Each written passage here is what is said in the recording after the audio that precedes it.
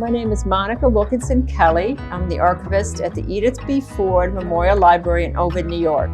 This interview is being conducted as part of the Cayuga and Seneca Lakes Agriculture and Craft Beverage Memory Project. Today is October 1st, 2020, and I'm interviewing Cameron and Maren Hosmer at Hosmer Estate Vineyard Winery. So good afternoon. Good afternoon. Hi.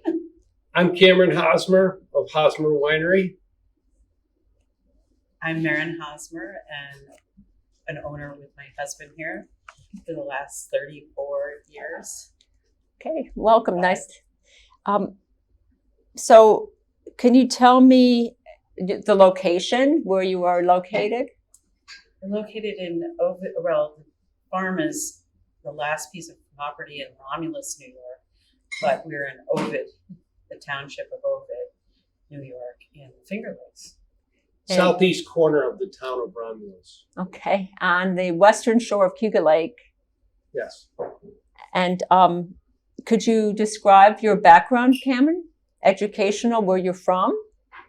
I was born and raised in Syracuse, New York. I went to Cornell University, class of 1976. I was a pomology major, which is fruit studies. I was encouraged to go there by my father, who thought that that I would enjoy and it would be a good fit for me to have a career in agriculture. And he said, geez, you should go to Cornell and study agriculture. And as a young teen, I was like, oh, okay.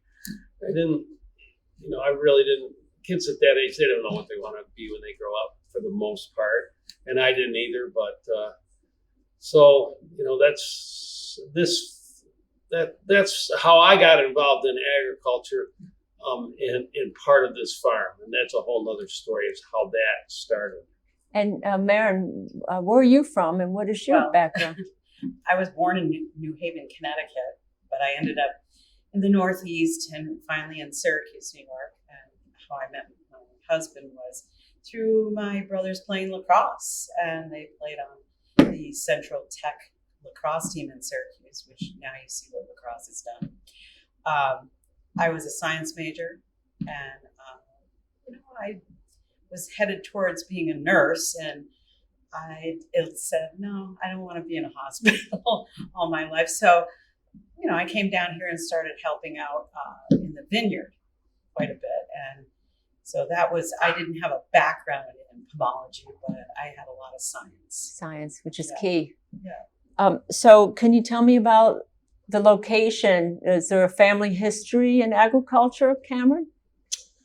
No, not particularly. The reason we're on this farm is that my grandfather's cousin, 100 years ago, she was from Chicago and was a librarian there. And she somehow, which I don't really know, found this farm and bought it as a summer home. And it was 100 acres on Cayuga Lake. The house was a rack, but that's just what she wanted. She wanted to come here from Chicago and kick the snakes out of the house and mow the lawn and have a place that was right in the country with my grandfather. And when she passed on, my grandfather inherited the property and he gave it to his three boys, and my father ended up with the farm. And there's 5 kids in my family, and I'm the one that ended up buying the farm from my brothers and sisters. I think there's a picture of your grandfather behind you. Yep. He was the president of the Excelsior Insurance Company in Syracuse. So he just came down here for the same reason, just to get out of the city and mow the lawn and live in the country. So how many acres of grapes did you plant and when? Well, this is how the whole story kind of goes. The beginning of all this is that this area, this is a pretty good viticultural area. So in the early 70s, the Taylor Wine Company, which was a from Hammondsport, New York, was seeking out suitable sites to plant grapes. And they earmarked this area of Cayuga Lake to as a suitable spot for viticulture. And at that time, this farm was the land was rented out. A bunch of it was in the soil bank, which is a soil conservation program. And they convinced my dad that putting grapes in here would be a good idea, both agriculturally and financially. And so he signed on for that, and we planted our very first vineyard in the spring of 1972 of grape variety called de Chaunac, which is a red French-American hybrid, under the guidance of Jürgen Lowenholt, who was the vineyard field manager for the Taylor Wine Company, a German fellow, very knowledgeable. And there's quite a few of us here in the Finger Lakes that's how we got our start. And I can say Lucas did the same thing. Lucas Winery in Interlaken and Cayuga Ridge Winery, which was run at the time by the Plains. Same thing. Knapp Winery, ditto. Swedish Hill, the same. So we all, started basically in that same premise of growing grapes for the Taylor Wine Company and the varieties that they suggested that we grow.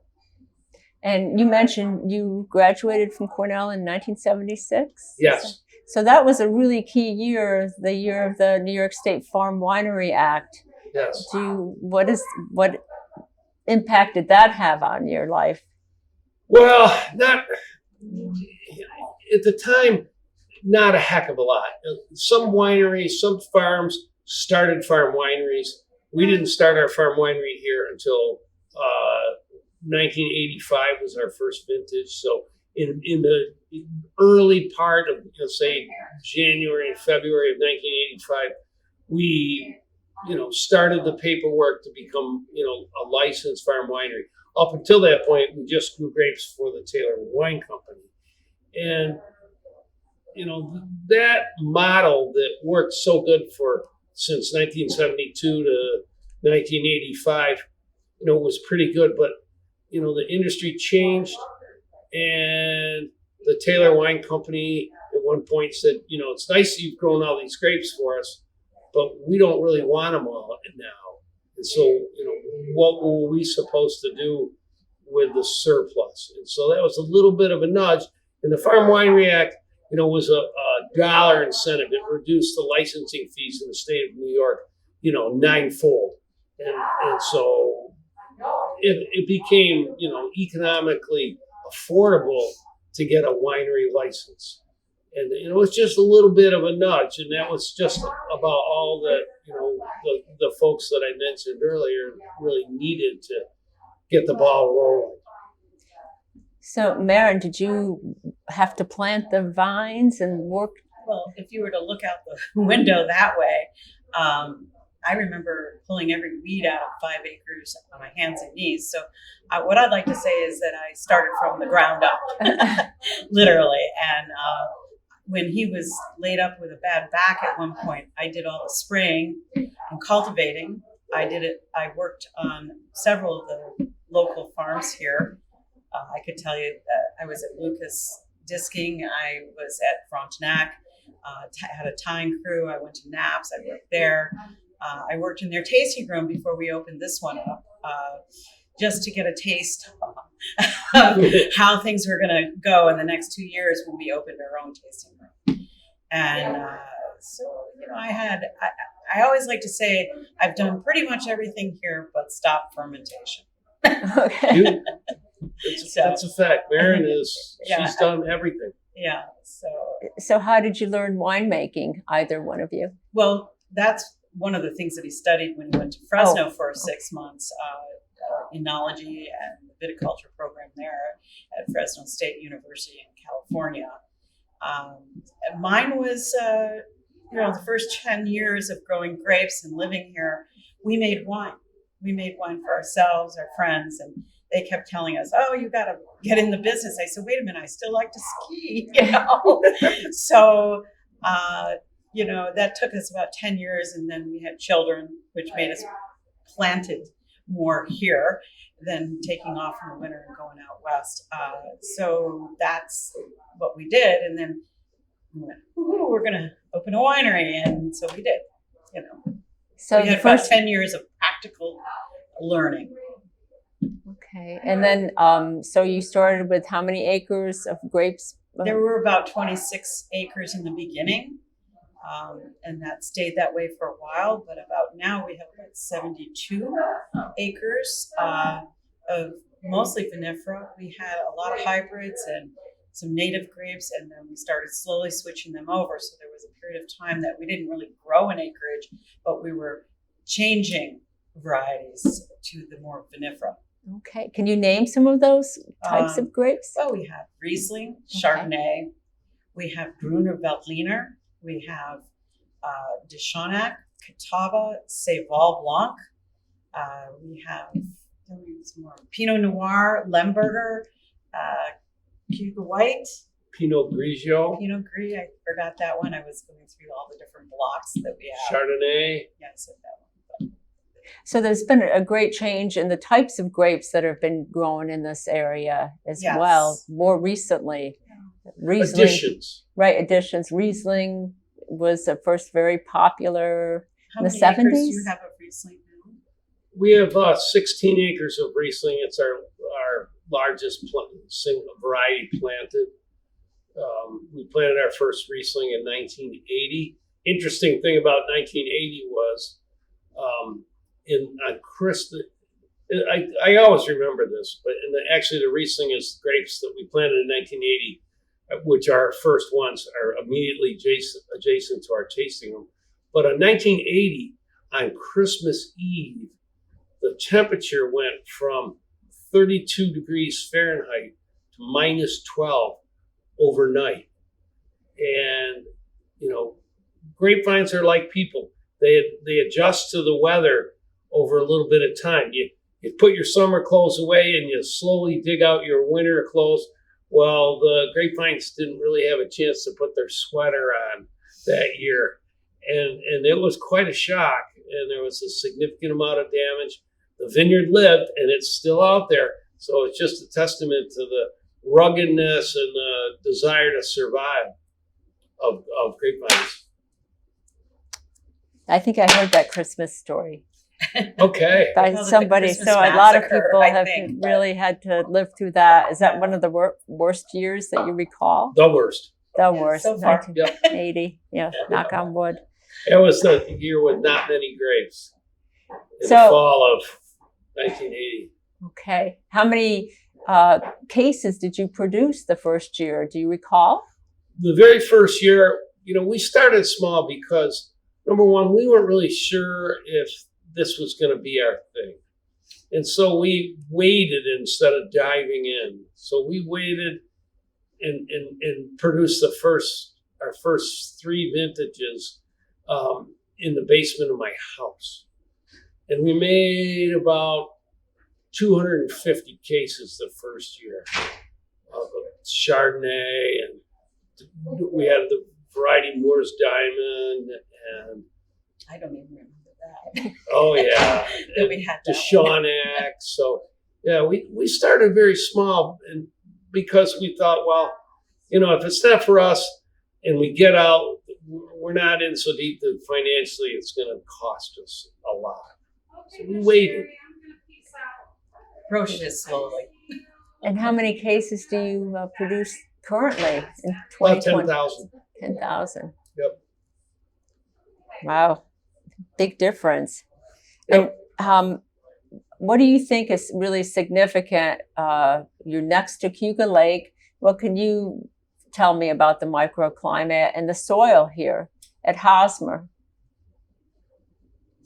Well, we always talk about the terroir, the elevation, the soil, and how the lakes keep it cooler in the summer and warmer here in the winters. So the other thing is, what else? Well, these are high lime soils. They're glacially tilled. So the the ice that formed the glacier that formed these Finger Lakes were treated, about 18,000 years ago and left the Finger Lakes. And so these are sedimentary soils, high lime, really well suited for wine grapes. And the bodies of water are deep. And Cayuga Lake, in my lifetime, as far as I know, has never completely frozen over. So because the water, there's just so much water. And that is a real moderating, low winter temperatures can be a problem in for vinifera. So the more tender varieties of grapes and -5 Fahrenheit temperature is what I call the magic number. And that's when bad things start to happen. And these lakes and the air drainage that the cold air settles, so it moves downhill and it moves down towards the lake, and that moderates our temperature. So that's why we're here. So do you find that even in one part of your vineyard to another that there's a soil difference? Oh, certainly. Yeah. Oh, yeah. Yep. So it can really vary from area to area, acre acre what to grapes acre. you're going to plant there too. If something is high acid, or that you're going to pick your variety for that site. We had a variety that we planted here, Moore's Diamond, and it didn't like it here. Well, in this one, it didn't like it in this area. Our soils were too high lime, and it likes a little more acidic soil. And we tried to get them to be happy. They weren't happy, so we pulled them out. Have you had to do that in the past? Pull out? I know you mentioned the 1980 Christmas Eve. Did you have to remove any of the vines? No, they all lived. They lived. Okay. They all lived, but the crop in that year was like small. starting over with them, as the vines died, but not down below. So we had to bring them up like they were 1-year-old, 2-year-old vineyard, and so you didn't have the crop for the next 2 or 3 years on those vines. So there's a bit of loss there. Everything's very unpredictable in the grape growing. We have a saying, we're not in charge. Oh. And another saying that I really like to use is, we're just visitors here.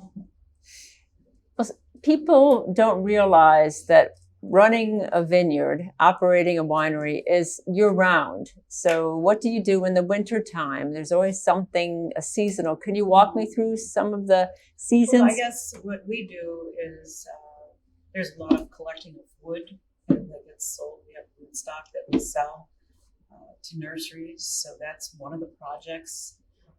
We start pruning as the varieties that would be less winter sensitive, such as like a Tava. We might start that first. And so you have 70 acres. It takes kind of a long time to just do the pruning itself. All winter. Right, all winter. And into March or so. So you kind of prune those as needed by the variety selection, I guess. So another things that we're doing is actually in the winery, it becomes a little bit slow in the actual production area in January, but trials are being done and, making sure that all the tanks are loving where they are, So you're checking it, the paperwork in the office. I do a lot of that. It's not all out in the vineyard. So any kind of repairs that need to be done we do kind of projects then, or for the tasting room here, you might be planning what you're going to do next year for events, which, of course, this year we have. So there's a lot of planning time there too. So Cameron, tell me what your day is like. This is harvest time right now. What happens when you wake up in the morning here at the vineyard?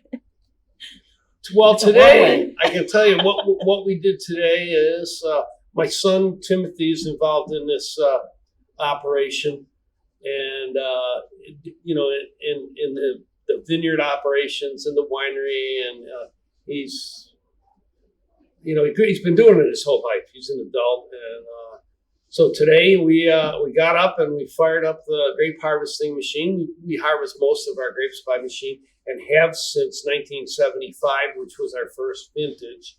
here, or the first year that we picked grapes.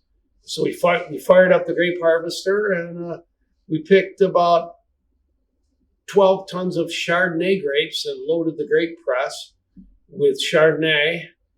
And we got that done. And then we switched varieties and moved into picking some Gruner Veltliner, which is a relatively new variety for us, and machine harvest them to be pressed this afternoon. And then there's always cleaning. Winemaking is 90% of it is cleaning. Cleaning what? The equipment. You gotta press. Cleanliness is one of the big things in the winery, because you don't want any kind of wild things going on as far as bacteria or any kind of dirt. Cleaning is utmost. Cleaning right, the and hoses, cleaning the tanks, cleaning the press, all those things. It's like wallpapering. Everything's in the preparation. The grape harvester, it takes. We have to wash it every day. It's a great big machine that straddles the grape row, shakes the grapes off. It'll do the work of 300 people in a day.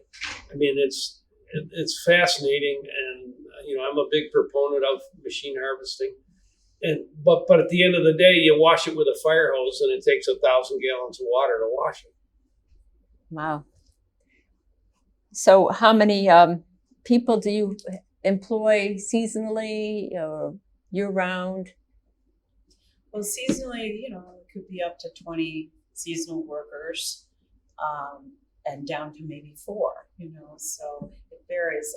In the winery, we usually have a couple of interns or people that come and work just the harvest. We have a winemaker. We have 2 vineyard fellas that work with my son Tim and my husband. So there's 4 in the vineyard full time, pretty much.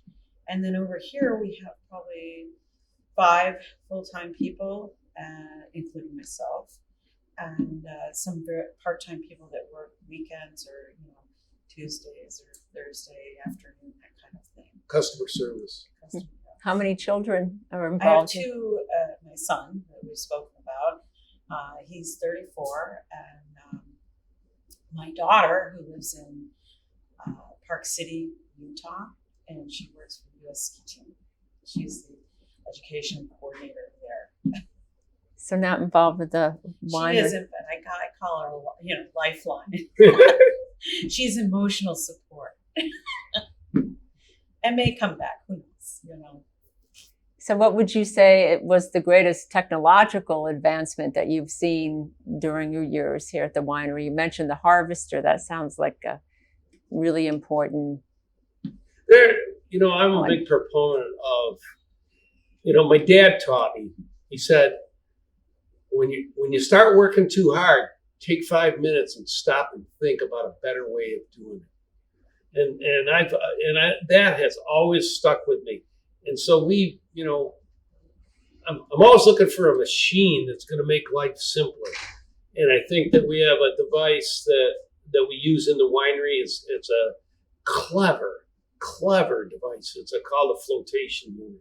So we take some fresh pressed grape juice, and we add a little bit of enzyme to it, and we add a little bit of food grade gelatin, just the same sort of stuff you make Jello out of. We used to make Jello. It's not gluten, right? Not gluten, no. And then and we run it through this clever device called a flotation unit that was developed in Europe.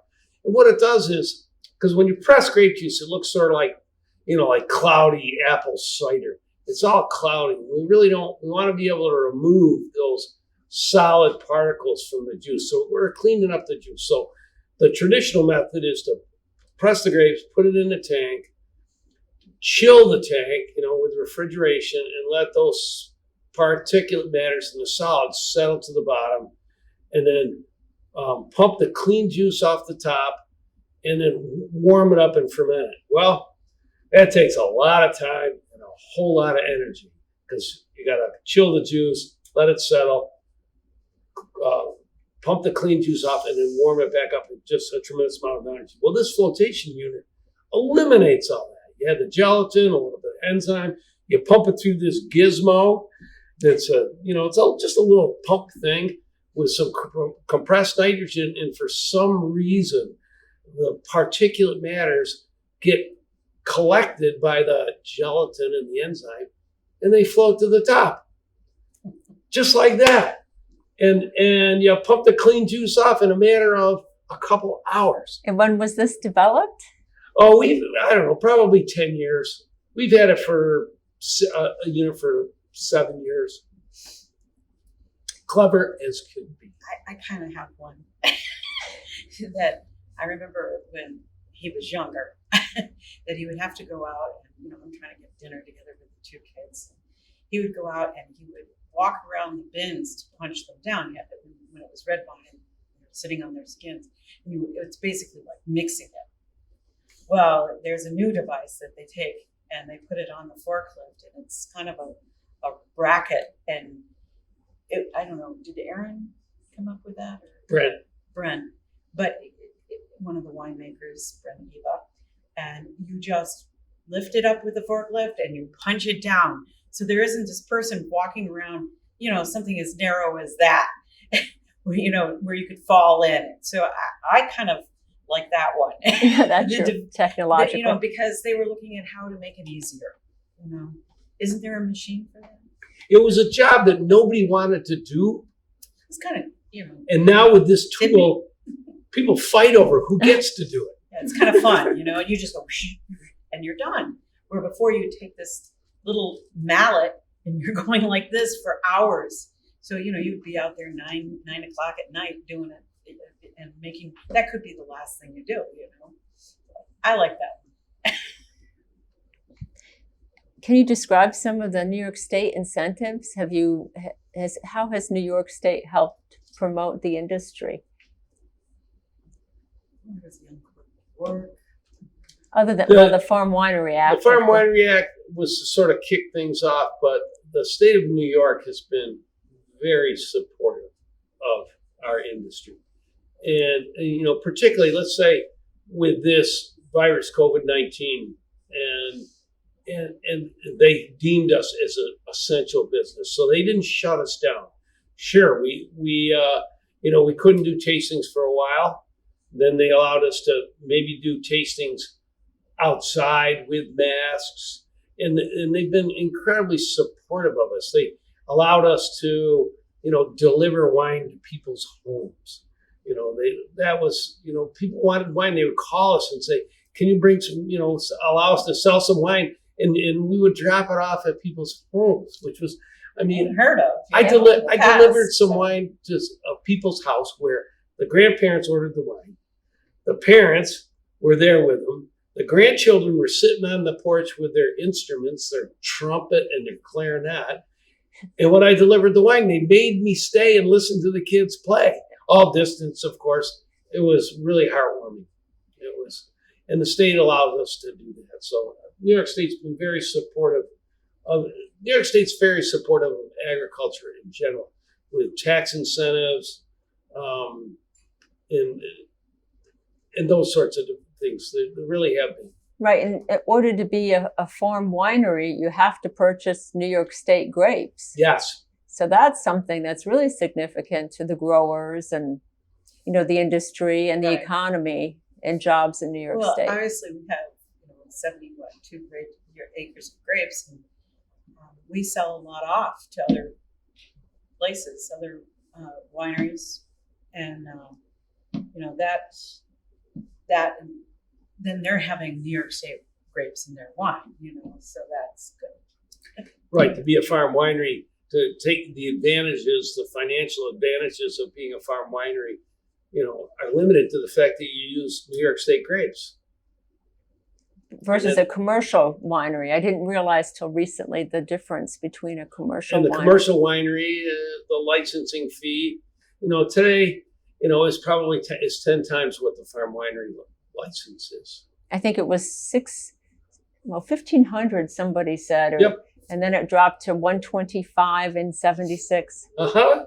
Now, what is your license number? I forgot to ask. 302. Okay. Yeah. So what is it like, the market unknowns? Do you have to, what is your market? Do you like, you start out with dry wines, or you like to have a combination? How do you? We have a combination of wines. We have 23 wines now. And we have sparkling wines that are done in the Champenois method. We have a sparkling wine that is carbonated. We have several varieties that are a little bit sweeter, Fireside, Cayuga, Raspberry Rhapsody. Then we have a huge premium section, which is our limited release wines. And then in the middle, we have our kind of varietals. And some of them are hybrids, and most of them are vinifera grapes that we use in those varietal wines. Can you describe the champagne method for people who may not know? I'm going to leave this one to him. It's the champagne, the traditional champagne method Champenois, which we use for a series of our wines made from Pinot Noir, made from Chardonnay, and we also make a traditional method Champenois from the Catawba grapes. So you pick the grapes, you make a fairly early, and you make a base wine, which is referred to as a cuvee. So you pick those grapes in the fall, you turn it into a cuvee, which is the base wine for champagne, or sparkling wine is what we're required to call it here in the U.S. We're not supposed to call it champagne. The French reserve that term. And so you make this cuvee, and then for us in the middle of the summer, we when the wine is nice and warm and it's all been it's clean and it's done and it's a base wine, the cuvee, and then we develop a yeast culture, a starter culture that's very active and strong, and we add a little sweetness to this sugar, basically to this cuvee, which gives the starter culture some food, something to eat.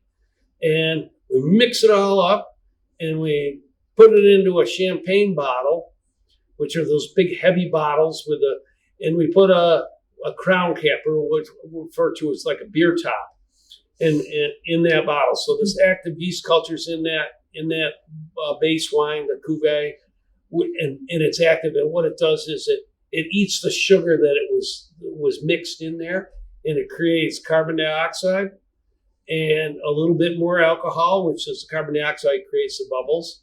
And then the yeast starve because you only add a certain amount of sugar. So what happens, and it has to be very precise, because the more sugar you add, the more bubbles you got, and you could overdo it, and the bottles would all burst. So it has to be done very carefully. And then the yeast starve, they run out of food, and then they die. And they fall to the bottom of the bottle, and there they dissolve. They rot, basically. I know it not sounds very glamorous, but it's the truth.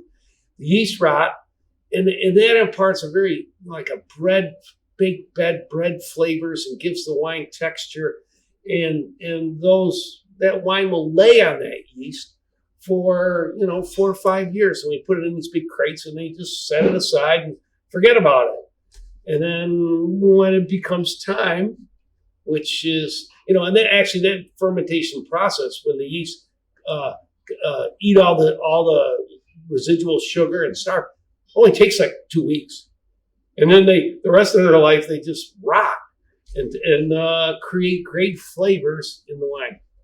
Do you have to take that out at some point? Yep, that's called disgorging. So what we do is the bottles are laying on their side. We get the bottles out, we shake it up and stir that yeast all up and get that wine all cloudy again. We flip them over on their neck so that the neck of the bottle is down, and eventually the yeast all sort of falls into the neck of the bottle. It makes a little plug in the neck of the bottle.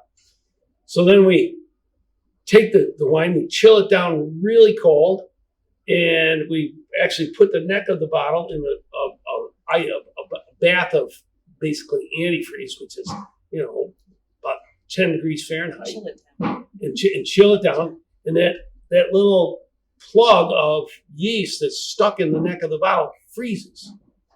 So you upright the bottle, you pop that little beer top off, and that little ice plug goes shooting out, and you squirt a little bit of wine in there to fill it back up, because a little bit of wine boils over, and you put a cork in it and call it good.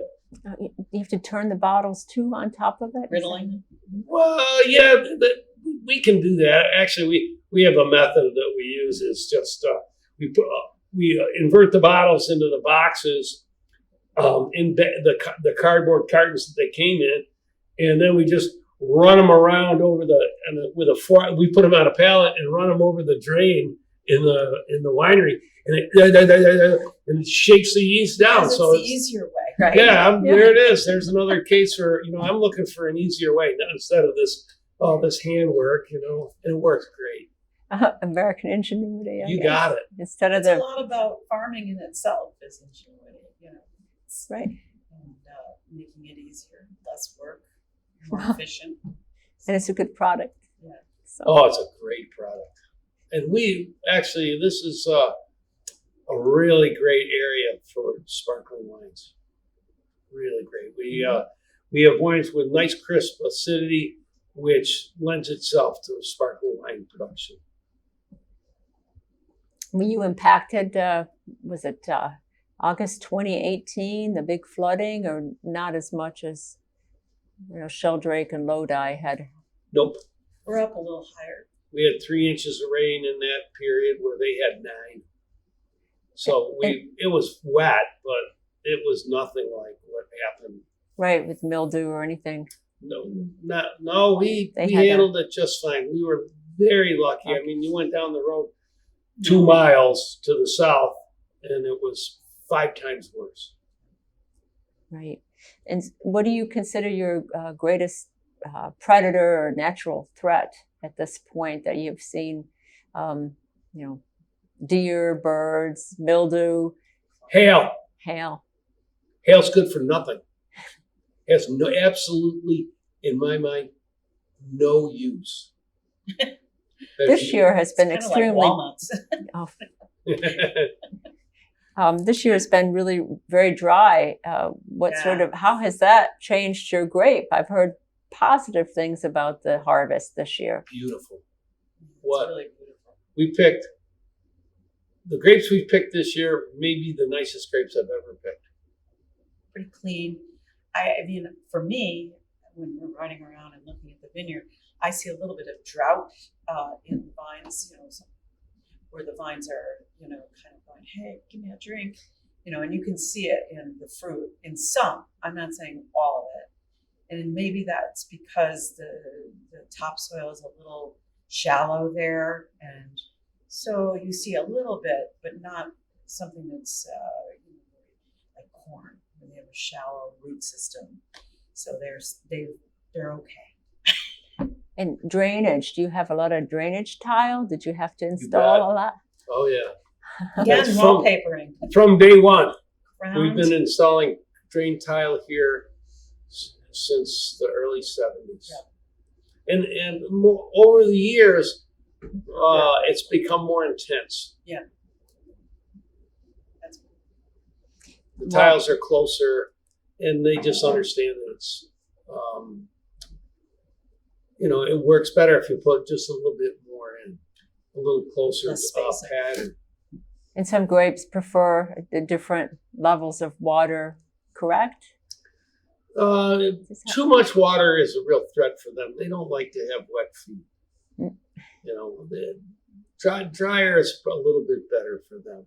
And we also have a program of mulching, which we've been doing for 30 years, where we take those round hay bales and we bale them up here on the farm, and then we unroll them between the grape rows, and it builds organic matter. And if you do that for a while, the organic matter increases. The vines are very happy. They really like it. Feeding them. It's a natural feeding of the soil that you just can't duplicate with anything else.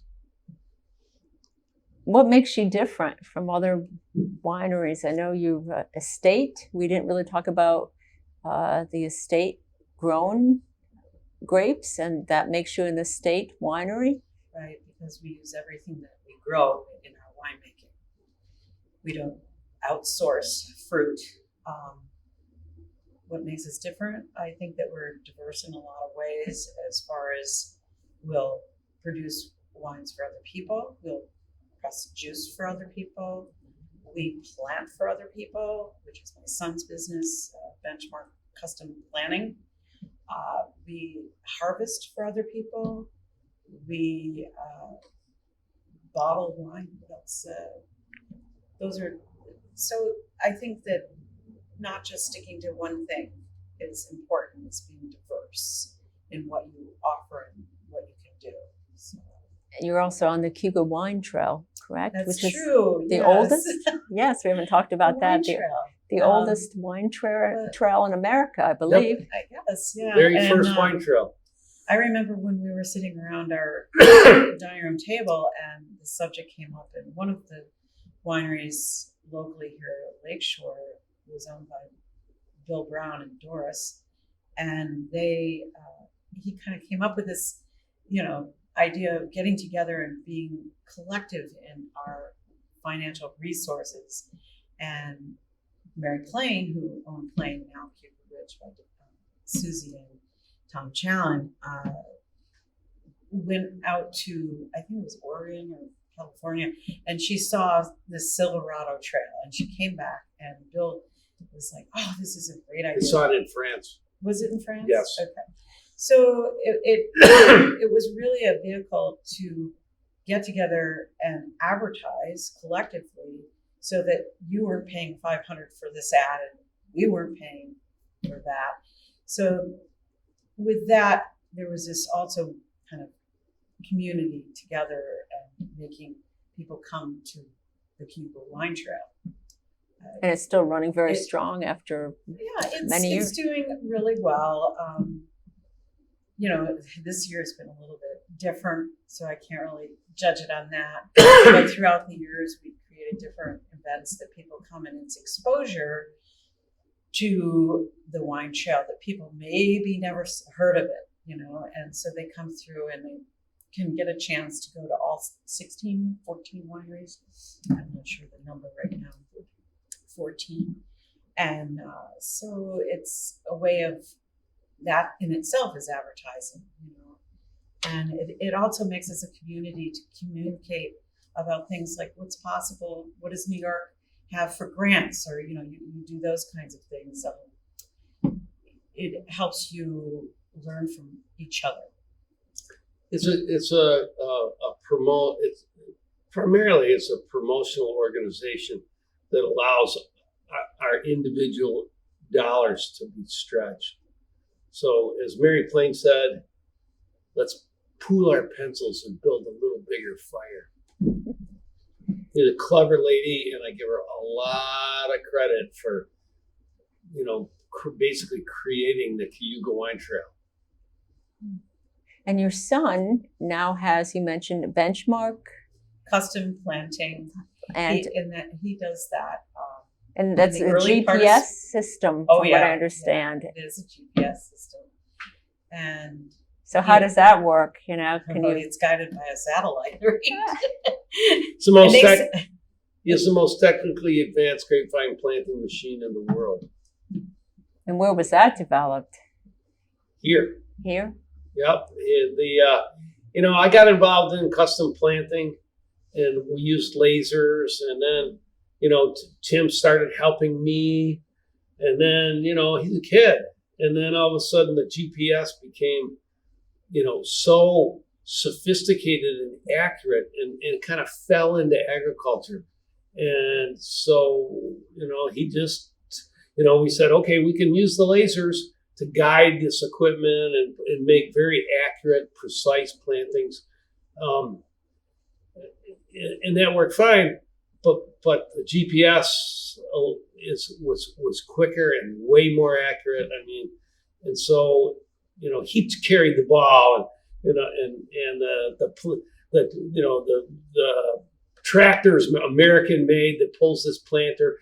The machine that puts the grapes in the ground is German. the device that tells the German-made machine exactly where to put the plant in the ground is Italian. And so Tim put all those pieces together and has this machine. And a good portion of the new vineyards planted here in the Finger Lakes are done by Tim in benchmark planting. So if you had to, I'll ask Cameron first, what do you think of as your greatest contribution to the industry at Hosmer? Oh, benchmark planting. Benchmark planting. Oh, for sure. And The vineyards don't come out good. They come out perfect.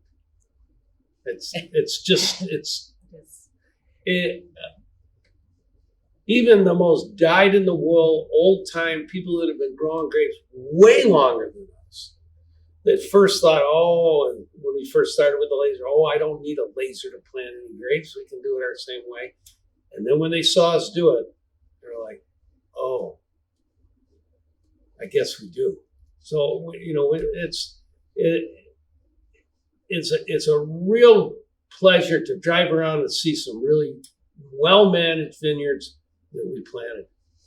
Great. How about you, Maren? Well, I guess one of the impacts I think about wineries in general, and so myself, us, is that the employment that we've created here in the Finger Lakes with wineries, then the impact that a lot of local people have jobs at these wineries, and it really, and also bringing other people to the area and exposing them to New York State wines that have grown and gotten better. So I think, employment is a big deal for people. Right. Is there anything either of you would like to add? I think that this project that you're working on is terrific. And there's a lot of history. There's a lot of strong players in this game that have been in it way longer than us and have been great contributors to the success of this area. And, there's the Finger Lakes Wine Alliance, which is a group that it's an organization that, together took our wines as an industry and would submit them to, say, national publications, Wine Spectator, Wine Enthusiast, Wine and Spirits magazine, and would submit these wines to these publications for review. And they would get their attention. Because if Hosmer just sent them some wines, they go, oh yeah, it's just another Finger Lakes winery. But when the Wine Alliance sends 10 wines in, or 20 wines, Rieslings into the Wine Spectator, they pay attention. And it's been a great, the collaboration in this industry is just remarkable. I think one of the things too is the consciousness that the winery owners and vineyard owners have of our stewardship of the land. I really, when I came here, I was awed by our walk down to the woods, it's a beautiful spot.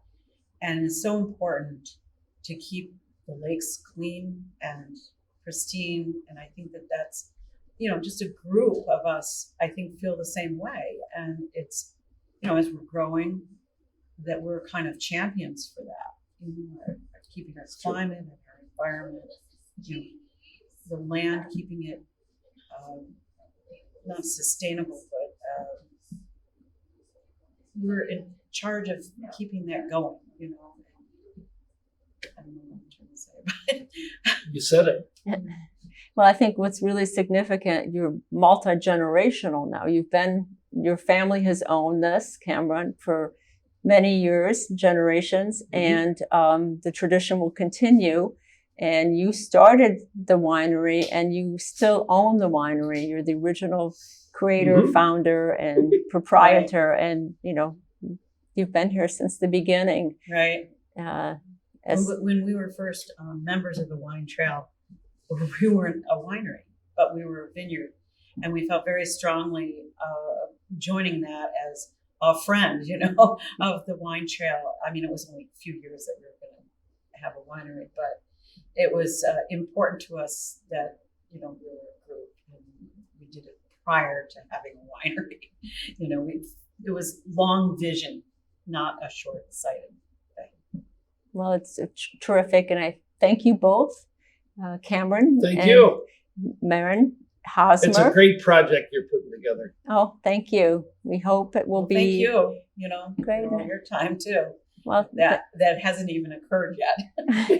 I know you got a project. You have a lot of work ahead of you. yeah, it's a 2-year grant. Nice. So we just starting. It's our first month, and so this is great. And I appreciate your time. And again, this is Maren Hosmer. I'm Monica Wilkinson Kelly, the Edith B. Ford Memorial Library, and today is October 1st, 2020. And I thank you for your time. Thank you. Thank you. Yep. Bye-bye.